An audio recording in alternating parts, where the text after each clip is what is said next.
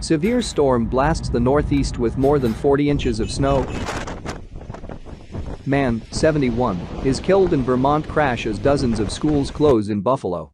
A severe storm slammed communities across the Northeast on Wednesday morning after blanketing the region with more than 40 inches of snow.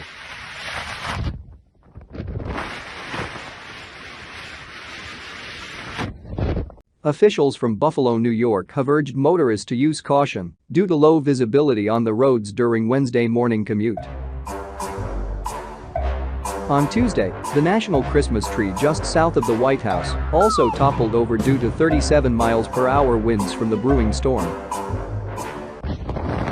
The heaviest snowfall was recorded 42.7 inches in Constableville, New York.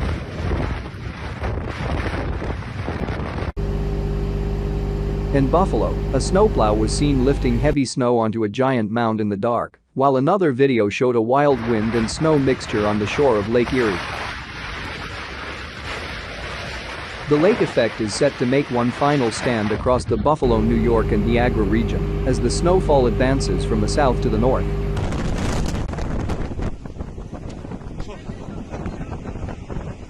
National Weather Service meteorologist Jason Allenbaugh told WBEN the surge will be slowly lifting across the metro area, noting definite rough and difficult travel.